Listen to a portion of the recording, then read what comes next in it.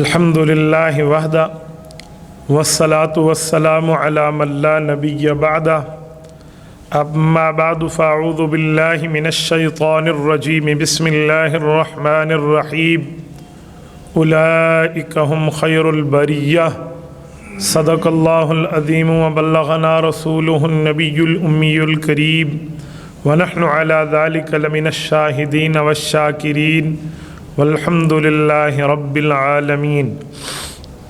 मुअज़्ज़ज़ दोस्तों, आज जुम्मतुल मुबारक का मुअज़्ज़ज़ दिन है। रब्बुल इज़्ज़त ने हमें नेक अमल में बैठने की तौफ़ीक़ अता फ़रमाई है।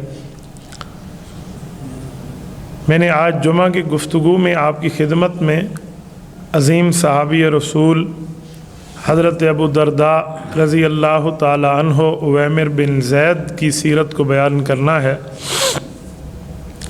गुज़श्ता जुमा मैंने आपकी खिदमत में एक मुहाजिर सहाबी हज़रत अबू उबैदा बिन जर्राह का ज़िक्र किया था और इस मरतबा एक अंसारी सहाबी हज़रत अबू दरदा का ज़िक्र है। ये अंसारी हैं, मदीना मुनव्वरा के रहने वाले हैं, कबीले खज़रज के बनु अदी से ताल्लुक़ रखते हैं। हुज़ूर पाक सल्लल्लाहु अलैहि वसल्लम जब मदीना मुनव्वरा तशरीफ़ लाए तो ये ईमान नहीं लाए थे। उसके बाद जंग बदर हुई, उस वक़्त भी ईमान नहीं लाए थे। जंग बदर के बाद इनकी ईमान पर तहकीक मुकम्मल हुई और इनने कलमा पढ़ा और मुशर्रफ ब इस्लाम हुए। जंग ओहद से लेकर आखिर तक हर ग़ज़वे में, हर जिहाद में, हर सफ़र में हुज़ूर पाक सल्लल्लाहु अलैहि वसल्लम के साथी रहे। इस बात पर बहुत पछताते थे कि ऐ काश मैं इस्लाम की पहली जंग से पहले कलमा पढ़ लेता तो मैं जंग बदर में भी शरीक होता। कुछ देर इन्हें लगी थी इस्लाम में आने की, उसकी भी एक वजह है। ये उस वक्त इस पोजीशन में नहीं थे कि घर वालों से टक्कर ले सकें। बाकी घर वाले जब तक ईमान कबूल न कर चुके इन्होंने कलमा नहीं पढ़ा।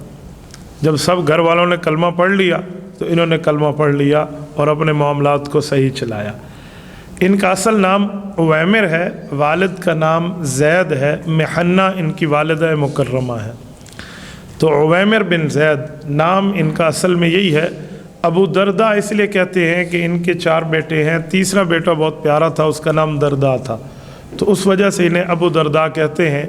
इनकी 2 बीवियां हैं, पहली बीवी उम्मे दरदा कहलाती थी और दूसरी बीवी हज़रत खारजा है रज़ी अल्लाह अन्हुमा। हज़रत अबू दरदा रज़ी अल्लाह ताला अन्हो बहुत बड़े बिजनेसमैन थे। जब कलमा पढ़ रहे थे बहुत बड़े ताजर थे।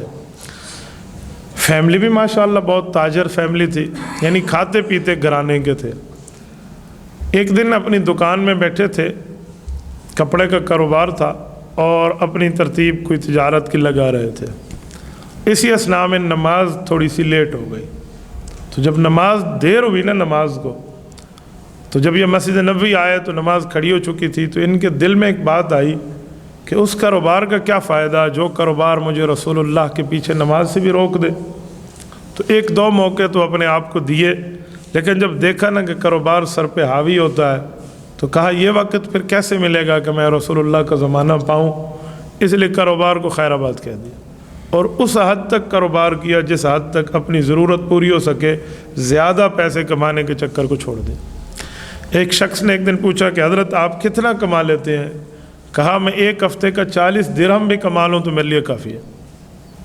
यानी आज के हिसाब से 40 रुपये ही समझे ना, उस हिसाब से तो ज़्यादा थे, लेकिन दिरहम उन ज़माने में दीनार का था जैसे आज हम 1 को समझते हैं। तो कहा बस इससे ज़्यादा माल मैं अपने पास नहीं रखता, मेरी ज़रूरत 1 घंटे में पूरी हो जाए तो आज के दिन का ख़र्चा मिल गया, मैं दुकान बंद करके चला जाऊँगा। मैंने इबादत पे और रसूलुल्लाह की खिदमत पर तवज्जो देनी है। हज़रत अबू दरदा रज़ी अल्लाह ताला अन्हु के बारे में आता है, इन्होंने हुज़ूर पाक सल्लल्लाहु अलैहि वसल्लम से कुरान करीम पढ़ा, उसकी तफसीर अल्लाह के रसूल से पढ़ी, अहदीस अल्लाह के रसूल से समझे, मसाइल अल्लाह के रसूल से याद किए। और अक्सर मौक़ों पे ऐसे होता कि कोई आयत मुश्किल लगती ना तो ये रसूलुल्लाह के पास पहुँच जाते कि या रसूलुल्लाह इससे ये मसला निकलता है, आप फरमाएँ इसमें से मुराद क्या है। हुज़ूर पाक अलैहिस्सलाम जब मुराद बताते तो इनकी मुराद अगर हुज़ूर पाक की मुराद के मुताबिक होती तो ले लेते, अगर रसूलुल्लाह की मुराद से हिलावा होती तो उन्हें छोड़ देते। यानी इस तरह इस शख्स ने हुज़ूर पाक अलैहिस्सलातु वस्सलाम से कुरान करीम पढ़ा है। حضرت ابو درداء رضی اللہ تعالی عنہ کا جو بھائی بنایا تھا نا حضور علیہ السلام نے، وہ حضرت سلمان فارسی رضی اللہ عنہ کو بنایا تھا۔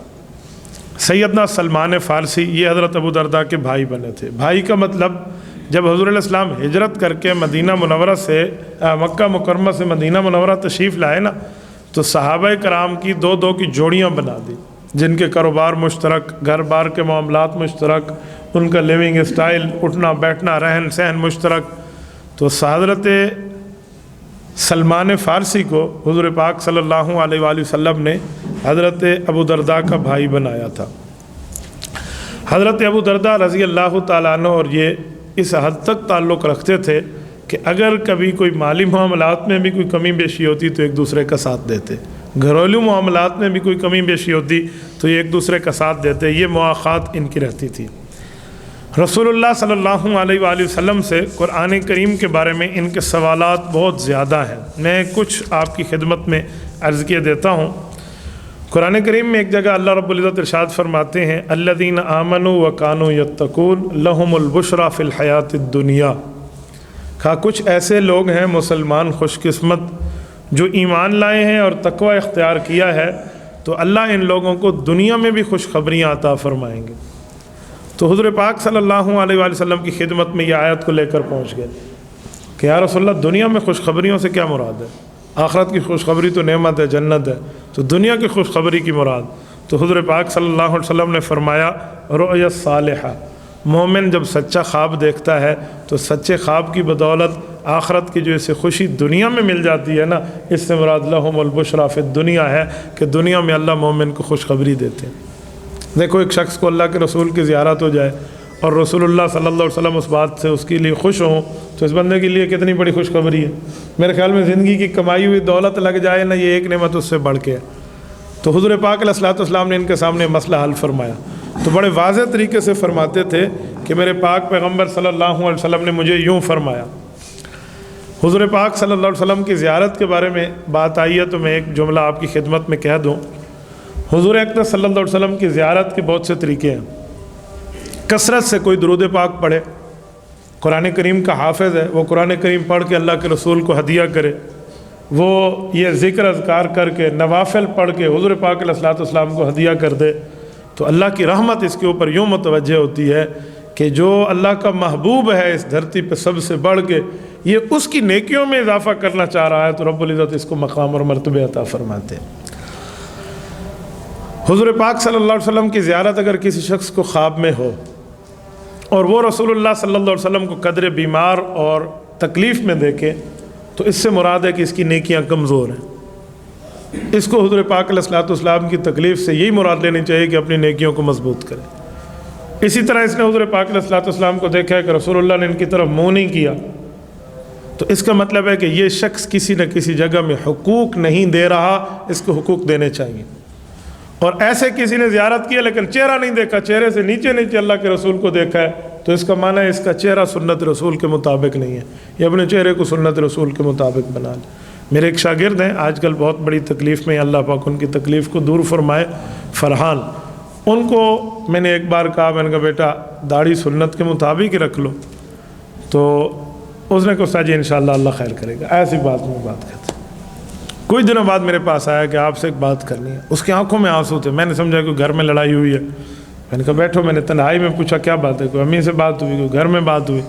کہا نہیں، میں نے حضور پاک علیہ السلام کی زیارت کی ہے اور رسول اللہ صلی اللہ علیہ وسلم کی باتیں بھی سنی ہیں، لیکن میں حضور علیہ الصلوۃ والسلام کو چہرے مبارک سے نیچے نیچے دیکھتا ہوں، حضور علیہ السلام کے جسم مبارک کو مجھے چہرہ نظر نہیں آتا۔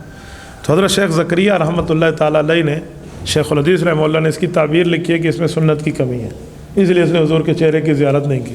تو میں نے وہ تعبیر نکال کے ان کے سامنے رکھ دی، میں نے کہا بیٹا یہ دیکھ رہا نا، اس نے تعبیر اپنی آنکھوں سے پڑھی تو مجھے کہا میں انشاءاللہ اپنی اس سنت کو پورا کرتا ہوں، اور میں نے کہا اسے پورا کر لے، درود شریف کا اہتمام کرنا، قرآن کریم پڑھا ہوا ہو تو رسول اللہ کو ہدیہ کرو، کیونکہ حضور پر قرآن اترا ہے، اور جو پڑھ کے اللہ کے رسول کو اس کا ایصال کر دے، ایصال ثواب حضور کو بھیجے، تو اس کے لیے انشاءاللہ زیارت رسول یقینی ہے۔ تو اس نے ایسا ہی کیا۔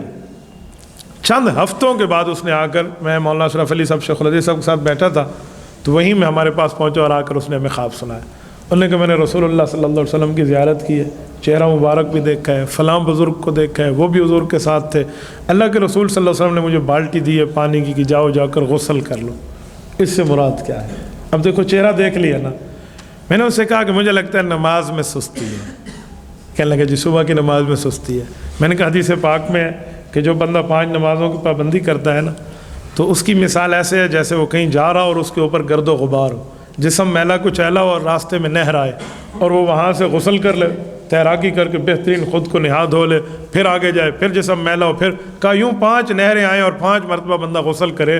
تو حضور علیہ السلام نے صحابہ سے پوچھا کہ میرے صحابہ بتاؤ اس کے جسم پر کوئی میل کچیل باقی رہے گا؟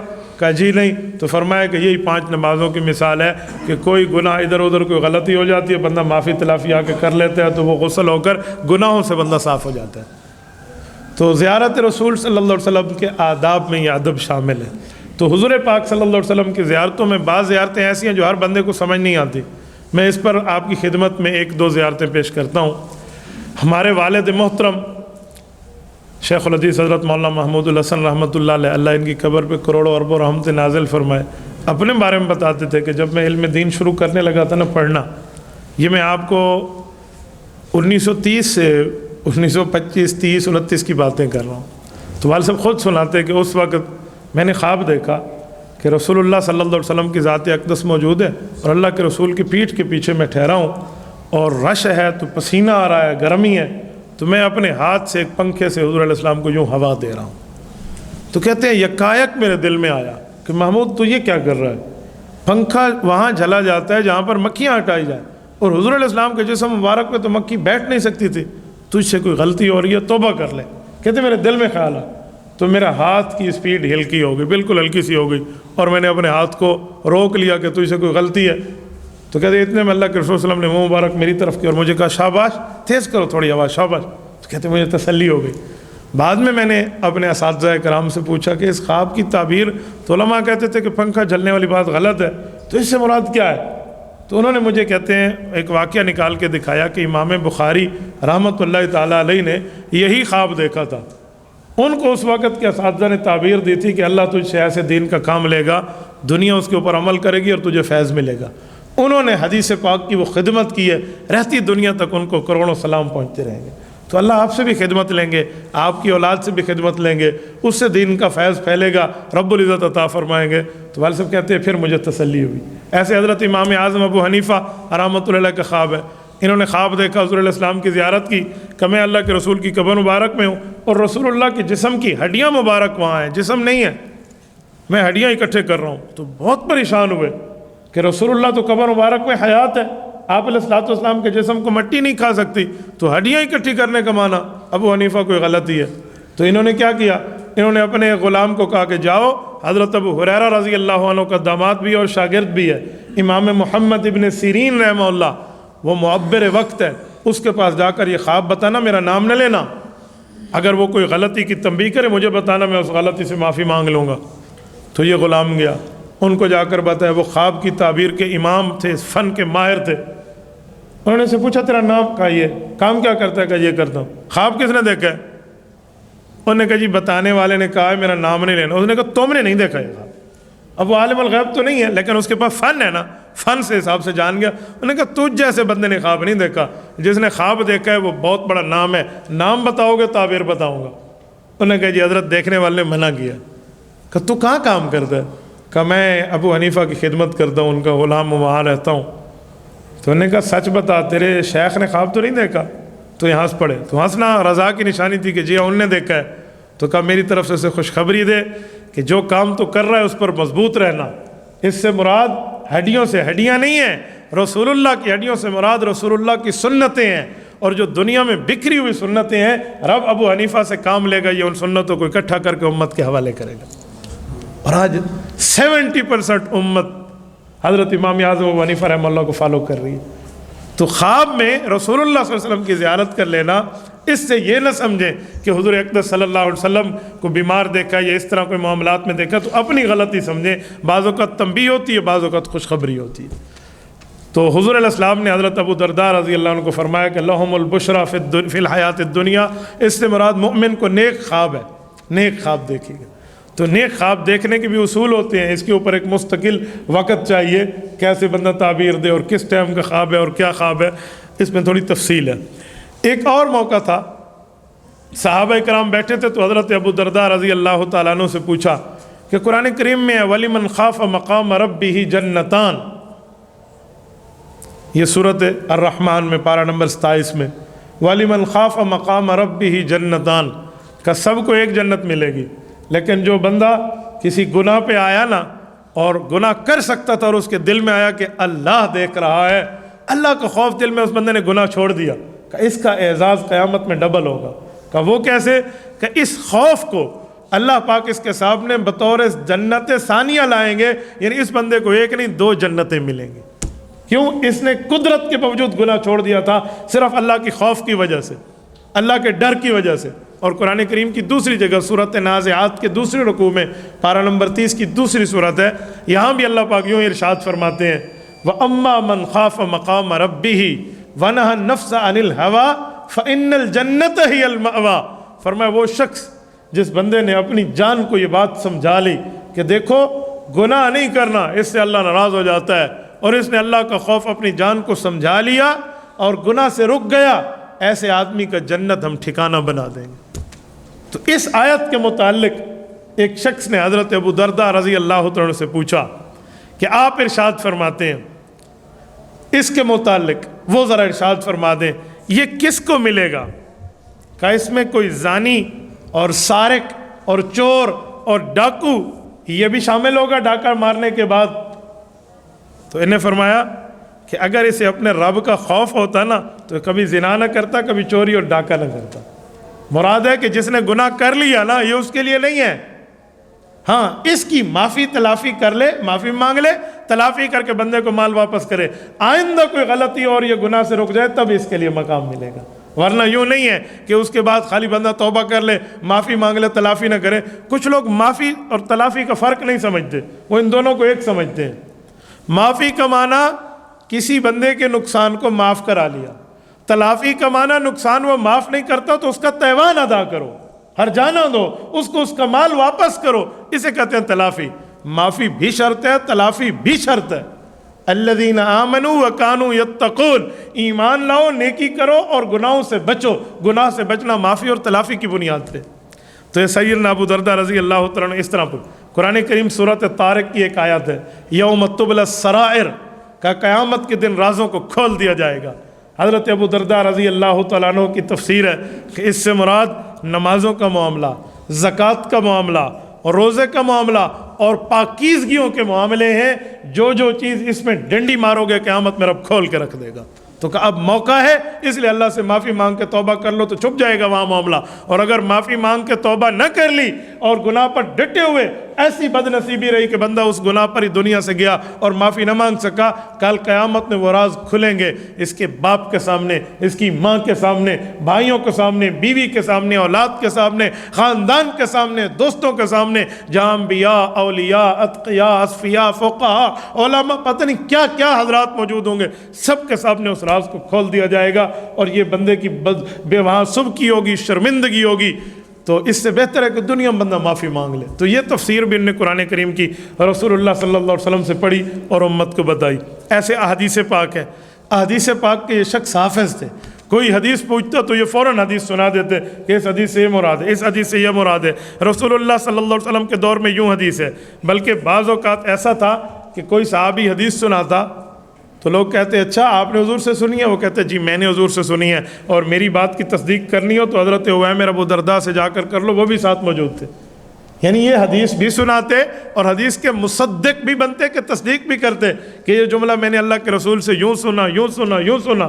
رسول اللہ کی ادائیں بھی یاد تھی، صرف فرمان نہیں، ادا یاد تھی کہ حضور علیہ السلام نے یوں فرماتے وقت یوں ہاتھ ہلایا تھا یا یوں ہاتھ ہلایا تھا یا یوں ہلایا تھا، اس انگلی کی پوری سٹائل بتا دیتے کہ آپ علیہ السلام اس بات کو یوں فرما رہے ہوتے تھے۔ ایک مرتبہ خمس کا مسئلہ پیش آیا، 5واں حصہ جو وہاں سے مال غنیمت سے نکلتا ہے، فَأَنَّ لِلَّهِ خُمُسَهُ وَلِلرَّسُولِ کی آیت، صرف یہ سوال ہوا تو انہوں نے حدیث بھی سنا دی، اس کے متعلق حکم بتا دیا، رسول اللہ صلی اللہ علیہ وسلم کے دور کا واقعہ بتا دیا، اور یوں صحابہ کہتے ہیں میں یوں لگا جیسے ابھی دیکھ رہے ہیں حضور علیہ السلام کا واقعہ۔ اس طرح رسول اللہ صلی اللہ علیہ وسلم کی ادائیں ان کو یاد تھی۔ حدیث پاک میں اللہ کے رسول فرماتے ہیں نظر اللہ ممران سمع مقالتی فحفظها ووعاها واداها کما سمع، کہ اس شخص کو رب العزت خوش قسمت رکھے، خوش و خرم رکھے، اس کا چہرہ تر و تازہ رکھے، اس کی زندگی میں بہار رکھے، جو میری حدیثیں سنتا ہے، یاد کرتا ہے اور اسے سمجھتا ہے اور آگے جا کر ویسے ہی سناتا ہے جیسے میں نے فرمایا ہے، میری دعائیں اس کے ساتھ شامل ہیں۔ حضور علیہ الصلوۃ والسلام کی احادیث یاد ہونا، پیغمبر کے فرمان یاد ہوں، اور یاد ہونے کی حیثیت پہ بندہ آگے جا کر سنا دینا ویسے ہی جیسے یاد ہوئے ہیں، یہ حضور علیہ السلام کی دعا میں بندہ شامل ہو جاتا ہے۔ آج ہم کسی کو کہتے ہیں نا میرے لیے دعا کرو، حضور علیہ السلام کی دعا میں بندہ خود بخود شامل ہو جائے گا، آٹومیٹیکلی اللہ اس کو وہاں شامل فرما دیں گے اگر یہ بندہ حدیث کو سن کے آگے ایسے ہی سنا دے۔ یہ رسول اللہ صلی اللہ علیہ وسلم ایک بہت بڑے محدث تھے، بوڑھے تھے، ان میں کچھ غلطیاں بھی تھیں، یعنی کچھ ذاتی طور پہ کچھ گناہ بھی تھے، لیکن حدیث کے حافظ تھے۔ جب ان کی وفات ہوئی، ایک ان کے شاگرد، وہ بہت بڑے نیک اللہ والے صالح عالم تھے، انہوں نے خواب میں دیکھا استاد محترم کی زیارت ہوئی۔ استاد جی کیا گزری؟ وہ کچھ غلطیوں کی طرف اشارہ تھا کہ استاد جی کی کچھ غلطیاں بھی تھیں، لیکن عالم اور محدث بہت بڑے تھے۔ کہا میرے پاس فرشتے آئے، مجھ سے آ کر کہا کہ بڑھاپے میں بھی تو نے غلطیاں نہیں چھوڑی۔ تو آپ نے کیا کہا؟ کہ میں نے کہا حدثنی عبد الرزاق قال حدثنی معمر، یوں حدیث پاک کی سند پڑھی کہ مجھے میرے استاد عبد الرزاق نے بتایا، اس کو اس کے استاد معمر نے بتایا، اس کو یوں جاتے جاتے حضرت عائشہ تک۔ حضرت عائشہ نے اللہ کے رسول سے سنا کہ جو بوڑھا آدمی اسلام میں اپنی داڑھی میں سفیدی کر لے، سفیدی اس کی داڑھی میں آ جائے، رب العزت فرماتے ہیں مجھے اسے عذاب دینے میں حیا آتا ہے۔ یہ حدیث پاک جو حضور علیہ السلام کو سنی تھی، فرشتے کو سنا دی۔ تو فرشتوں نے عرض کیا میرے مولا ہم تو حساب لینے آئے، یہ بندہ دلیل لے کر آ گیا۔ تو اللہ رب العزت نے جواب میں فرمایا کہ معمر نے بھی سچ کہا، عبد الرزاق نے بھی سچ کہا، فلاں نے بھی سچ کہا، عائشہ نے بھی سچ کہا، اور میرے نبی نے بھی سچ کہا، اور میں سچوں میں سب سے بڑا سچا ہوں، اس کو معاف کر دوں۔ حدیث پاک کی دعا ہے نا رسول اللہ صلی اللہ علیہ وسلم۔ حدیث پاک ہے، ایک اور حدیث ہے من حفظ من امتی 40 حدیثا، کہ جو شخص امت محمدیہ میں 40 رسول اللہ کے فرمان کو یاد کر لے گا، 40 حدیثوں کو، حضور علیہ السلام نے فرمایا کنت لہ یوم القیامت شافعا و شہیدا، قیامت میں اس شخص کے لیے میں سفارش کر کے جنت میں لے جاؤں گا، اور اس کے ایمان کی گواہی دینی پڑی تو میں دوں گا۔ یہ حدیث پاک ہے۔ تو حضرت مولانا مفتی محمد شفیع رحمۃ اللہ علیہ، مفتی اعظم پاکستان، مولانا تقی صاحب کے والد ہیں، ان کے اللہ قبر پہ کروڑوں رحمتیں نازل فرمائے، انہوں نے 4 سے 5 صفحات میں 40 مختصر احادیث جمع کر لی ہیں۔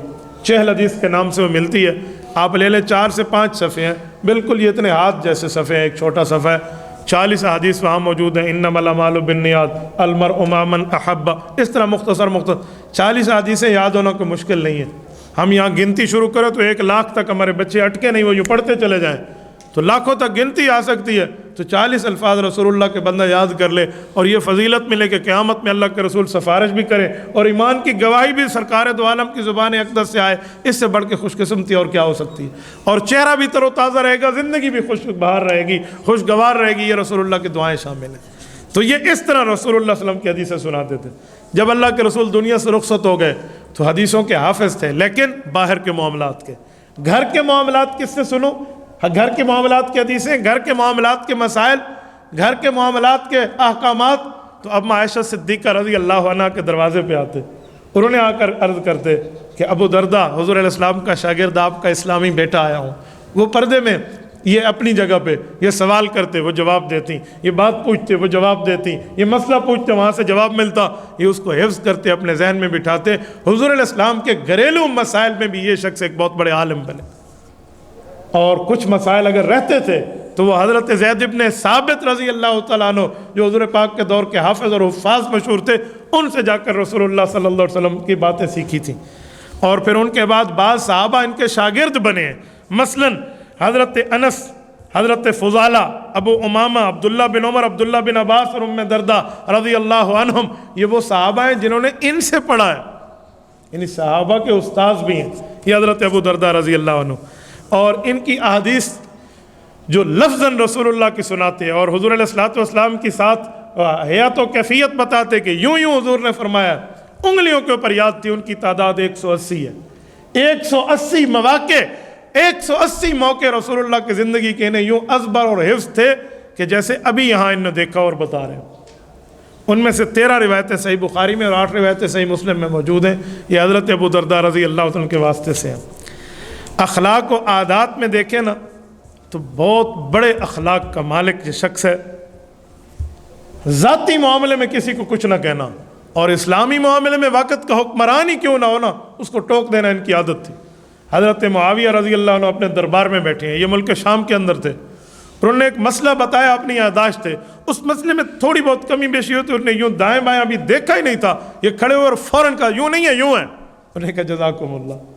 इन्हीं वक़्त के बादशाह के सामने भी बग़ैर किसी हील उज्जत के, बग़ैर किसी डर व खौफ के, बग़ैर किसी लौमा तलायम के मसले को उसकी हकीकत के तौर पर समझाए देना, यह हज़रत अबू दरदा रज़ी अल्लाह तआला अन्हु का ख़ासा था। सैयदना अबू दरदा अपने बारे में इतने फ़िक्रमंद होते, एक बार बयान के लिए खड़े हुए तो कहा लोगों मुझे आखिरत का पता नहीं है, मेरे साथ क्या होगा।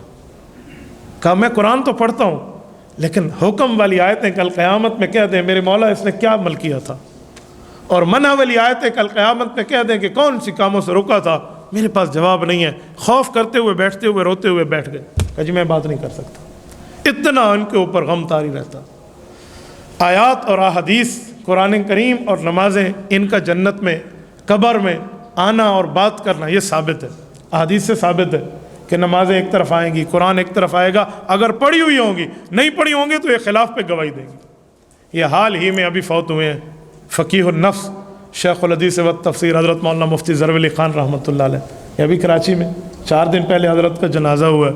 बहुत बड़ी इल्मी शख्सियत थे। अल्लाह पाक हम सब पसमंदगान को सब्र जमील अता फ़रमाए। अल्लाह उसकी कब्र पे करोड़ों अरबों रहमतें नाज़िल फ़रमाए, उनके फैज़ को आम फ़रमाए। मुझे बहुत तकलीफ़ और कलक और दुख था। मैंने उनकी ज़ुबानी एक ख्वाब सुनाया तो वो दुख मेरा जाता रहा। उन्होंने अपना ख्वाब खुद सुनाया चंद दिनों पहले अपने शागिर्दों को। कहा मैंने ख्वाब देखा है कि मैं फौत हो गया और मुझे कब्र में उतारा जा रहा है। आज जब मैं कब्र में पहुँच जाता हूँ कब्र बंद कर दी जाती है। तो मेरे पास एक शख्स आता है बहुत खूबसूरत सा, वो आकर मेरे दाएं तरफ ठहर जाता है, और एक उससे भी बढ़ के खूबसूरत शख्स आता है, वो मेरे पाँव की एक साइड पे बाएं तरफ ठहर जाता है। बाईं साइड पे एक दाईं साइड पे।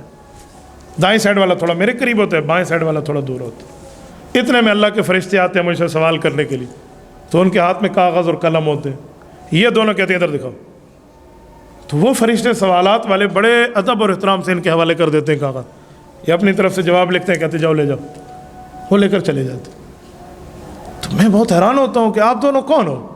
आपने तो सवाल जवाब खुद ही हल करके फरिश्तों को दे दिया। तो दाईं तरफ वाला कहता है कि मैं आपकी सुबह की नमाज हूँ, आप सुबह की नमाज बहुत एहतमाम से पढ़ते थे। और बाईं तरफ वाला कहता है मैं कुरान करीम हूँ, आपने कुरान करीम की बहुत कदर की और मैं इस बात का गवाह हूँ, उस शख्स की सुबह की नमाज का भी और कुरान करीम का भी। मेरी मुलाकात हुई 2 साल पहले जब मैं कराची गया तो गपशप लगी, मुझसे कुछ बातें पूछी, कुछ इल्मी सवाल, वो उनके मिजाज के मुताबिक थे तो बहुत खुश हुए। मुझे कहा कि एक रात आज मेरे पास रहें, रात को कुरान करीम के ऊपर मसाइल पर गुफ्तगू करेंगे, कुछ पूछेंगे बताएंगे, और सुबह से पहले पहले तहज्जुद में फ़लाँ फ़लाँ सूरतें पढ़ें, फिर उसके बाद नमाज सुबह के बाद, ये उनके लफ्ज़ थे, मैं आपको तोहफ़ों से और तहाइफ से और गिफ्ट से माला माल करके यहाँ से भेजूँगा। इस शख्स के लफ्ज़ है। लेकिन मुझे जल्दी थी तो मैंने हज़रत से अर्ज़ किया, मैंने कहा शेख मैंने जाना है, आज शाम की फ़्लाइट है, आप फरमाएं तो मैं कैंसिल कर दूँ। अगले दिन कर जी नहीं, आपके मामलात होंगे फिर कभी इंशाअल्लाह। यानी अंदाज़ा लगाएं इससे कि जो कुरान करीम को पढ़ता है और नमाज़ों की और ख़ुसूसन सुबह की नमाज की पाबंदी करता है, इसके लिए कब्र के सवालात यूँ आसान हो रहे हैं। और ये हदीस पाक है कि नमाज दाएं तरफ आएगी और कुरान इस तरफ आएगा। जैसे उस शख्स ने देखा वैसे हदीस पाक में मौजूद है। तो ये बहुत बड़ी चीज़ है कि बंदे को कुरान करीम पर उबूर भी और उस पर अमल भी हो। हज़रत अबू दरदा रज़ी अल्लाह तआला अन्हु के बारे में आता है कि वफ़ात से पहले इनसे एक शख्स मिलने आए। वो शख्स कौन थे? यूसुफ़ बिन अब्दुल्ला बिन सलाम रज़ी अल्लाह तआला अन्हुमा। अब्दुल्ला बिन सलाम यहूदियों के आलिम थे, ईमान लाए, सहाबी बने, ये उनके बेटे थे। वो आखिर में उन्होंने कहा आप मेरे अब्बू के दोस्त थे, मैं आपके पास आया हूँ ताकि आप मुझे दीन इस्लाम की नसीहत करें। बिस्तर मर्ग पर मौजूद हैं। उस वक्त हज़रत अबू दरदा ने कहा बेटा रसूलुल्लाह के दीन का खुलासा एक लफ्ज़ में मुझसे सुन लो, झूठ बहुत बुरी आदत है। झूठ बहुत बुरी आदत है। ये पूरे दीन का खुलासा दिया। وہ اللہ کے بارے میں بھی جھوٹ نہ بولے، رسول اللہ کے بارے میں بھی نہ بولے، ماں باپ کے بارے میں بھی، حقوق سب کا جس پر فٹ کر دیں۔ اور آخری جملہ ان کے منہ سے کیا نکلا ہے؟ تو کہا مسلمانوں شاگردوں میرے کو بلاؤ، میں ان سے بات کرنا چاہ رہا ہوں۔ تو ان کی چارپائی اٹھا کر سین میں لائے گئے اور لوگوں کا مجمع پہنچ گیا۔ تو انہوں نے کہا یاد رکھنا نماز نہ چھوڑنا، یہ بہت بڑا دین کا ستون ہے۔ یہ بات کرتے ہوئے کلمہ طیبہ پڑھ کے اس دنیا سے رخصت ہو گئے۔ یہ ہے ابو درداء رضی اللہ تعالیٰ عنہ۔ رب العزت ان کے ہاتھوں پر کیا کیا چیزیں ان نے ظاہر نہیں کرا، اور فلاحی کاموں میں بھی بہت بڑا کردار ادا کرتے تھے۔ درخت اپنے ہاتھ سے خود لگاتے تھے۔ کیوں؟ اس درخت سے آج کل کے دور میں تو آکسیجن پھیلتی ہے نا، اس لیے لگائے جاتے ہیں، کئی فوائد اور بھی تو ہیں نا۔ اس درخت کے نیچے کوئی عالم دین، کوئی ولی اللہ، کوئی صالح، کوئی نیک ٹھہرے گا، ان درخت کے پتے اس کے لیے دعائیں کریں گے اپنی ترتیب سے، جیسے اللہ نے انہیں قدرت دی ہے۔ تو جس نے لگایا ہے وہ ثواب میں شامل نہیں ہوگا۔ تو ہم تو صرف آکسیجن دیکھتے ہیں نا، اللہ والے تو اپنی نگاہ سے دیکھتے ہیں نا۔ تو یہ اپنے ہاتھ سے درخت لگایا کرتے تھے۔ حلقہ احادیث بتانے کے لیے شاگردوں کے پاس بیٹھے تو ایک دن بہت بڑا مجمع تھا۔ تو کہا جی گنو، 10 بندوں کو اٹھایا، جا کر گنو۔ صبح کی نماز کے پڑھنے والوں کی تعداد 1,500 نکلی، 1600 آدمی یہ پڑھنے آیا ہوا ہے حدیث پاک صبح کی نماز میں ان کے پاس۔ اور بہت مہمان نواز تھے، تنگ دستی کے باوجود بھی مہمان پہ خرچ کرتے، اور فرماتے مہمان پہ خرچ کرنا میں اسراف نہیں ہے، مہمان کے خرچ کرنے پہ اللہ پوچھے گا نہیں، یہ اسراف نہیں ہے، یہ مہمان کی قدر ہے۔ یہ رسول اللہ صلی اللہ علیہ وسلم سے ہم نے دیکھا ہے۔ اور طبیعت میں بہت استغنا تھا۔ ایک وقت ایک گورنر کا ایک پتہ نہیں کوئی رشتہ دار تھا، وہ وظیفے بانٹنے آیا لوگوں کو پیسے دینے، یہ اپنے گھر رہے، یہ نہیں گئے، اور وہ شخص ان کے گھر میں آیا۔ تو انہوں نے کہا کہ غریبوں کو ان کے در پہ جا کر حق دیتے ہیں، تم نے بلانا کب سے شروع کر لیا، لائن میں لگانا کہاں سے شروع کر لیا؟ تم سے بڑا ذلیل کوئی نہیں تھا تب تک تم لوگوں نے کلمہ نہیں پڑھا تھا۔ اس طرح گفتگو شخص کی عادت تھی۔ وہ انہیں گھر میں آ کر دے گئے، انہیں کہا جی میں اب نہیں لیتا، اگلی بار سفر کرنا، اب کی بار تم نے غلط کام کیا۔ اپنے یہاں بلا کر دیتے ہیں، غریبوں کے پاس جایا کرو، ان کی دل جوئی ہوتی رہتی ہے، یہ ہم پیسے نہیں لیتے، پیسے اپنے پاس رکھیں۔ حضرت عمر رضی اللہ عنہ سے انہیں اجازت مانگی تھی، حضرت عمر کے دور میں۔ حضرت ابوبکر کے دور میں مانگی تو اجازت نہ ملی، حضرت عمر کے دور مانگی کہ اب میں مدینہ نہیں رہ سکتا، میں رسول اللہ صلی اللہ علیہ وسلم کی جگہ خالی نہیں دیکھ سکتا، میرا دل دکھتا ہے، مجھے اجازت دے دیں۔ حضرت عمر نے کہا کوئی عہدہ قبول کر لو، سرکاری عہدہ ہے، پھر آپ کو بھیج دیتا ہوں، ورنہ اتنا بڑا بندہ میں اپنے سے دور بھیجوں کہ میں سرکاری عہدہ نہیں لیتا۔ مجھے رسول اللہ نے فرمایا تھا پوری زندگی مسکین اور یتیم اور اس انداز میں گزارنا، اور جنت میں میرے ساتھ ایسے آ کر ملنا، میری یہ فضیلت ختم نہ کرے۔ حضرت عمر نے کہا اتنا بڑے بندے کو ایسے نہیں جانے دوں گا، کوئی دینی خدمت اپنے ذمہ لو۔ کہا اچھا میں لوگوں کو نماز پڑھاؤں گا اور قرآن سکھاؤں گا۔ کہا ٹھیک ہے، پھر آپ چلیں۔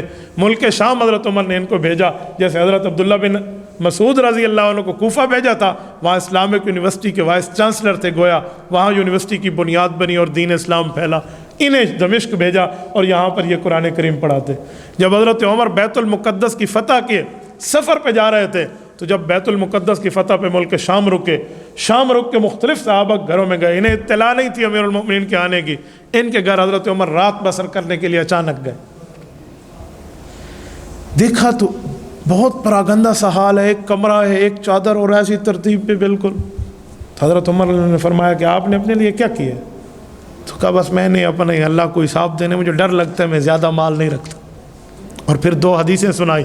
حضور پاک صلی اللہ علیہ وسلم نے کیسے فرمایا کہ کن فی الدنیا کأنک غریب او عابر سبیل، دنیا میں ایسے گزرو جیسے مسافر گزرتا ہے، دنیا میں یوں نہ رہو جیسے ہمیشہ رہنے والا رہتا ہے، اپنی ضرورت کی چیزیں لے کر چلو، زیادہ سامان اکٹھا نہ کرو۔